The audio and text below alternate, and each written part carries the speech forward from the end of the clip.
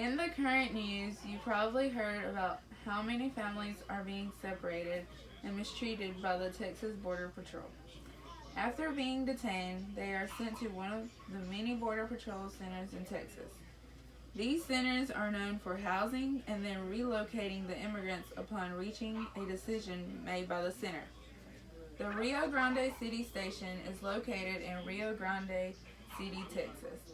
It was established on November 4, 2002, and its area of responsibility encompasses approximately 1,228 square miles of star country in Depth, South Texas, and encompasses 68 miles international border.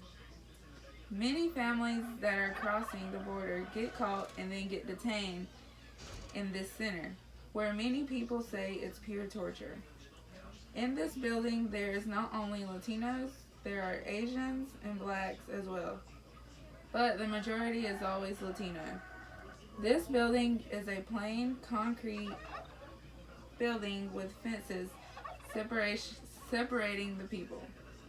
They use portable toilets with the tops always open. They sleep on green pallets. They make sure they never have their own privacy. For the families, they have 3 meals a day with snacks. For the babies, they make sure they have spare diapers and TV for the kids. The budget for this building is $12.1 billion, but since every time they pull so many people in there, they go over budget. Most of the people they have had there is about 2,000 people at a time. They have about 300 staff there at a time looking out and taking care of the people there. Padilla, the main person over the building, says zero tolerance was designed to deter people from violating the law. By this, he means they don't care what you're going through. You broke the law, so you're getting treated the way you are. Under zero tolerance policies, harsh punishment applies regardless of the circumstances. They do have an exception for kids of the age of 4. They believe they are too little to be getting separated from their mom or dad, so they allow them to sleep in the same pallet. They usually allow siblings to stay together. Men and women are always separated and sometimes, usually in different buildings. This place is really depressing. Usually, if you see the people in there, they are just sitting around on the bare floor crying or looking miserable. But how can you blame them? Could you imagine being separated from your family and not having a clue where they could be? I could be the same way if I was in their position. Just imagine how scared the kids are, wondering if they will ever see their mom or dad. It's scary, especially for the little ones. Lawmaker protests are starting to draw a line.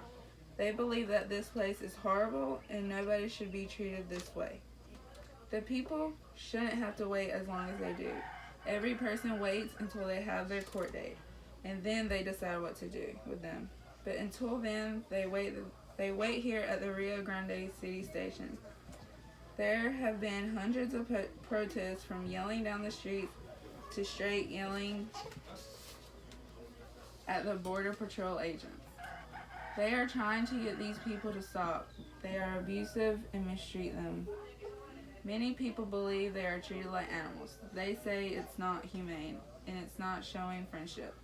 For someone who is just looking for a better life, migrant advocates have sued to block family separations. They are still in the process. I guess you're probably thinking, why even come this way if you're risking getting caught and being separated from their families? Many people cross the border to find a better future for their family or for themselves. Life in other countries, it isn't as easy as it is in the U.S. Here, there's plenty more jobs for them and better schools for their kids.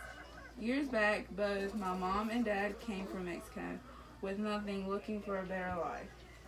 They both now recently have become citizens and received their green card.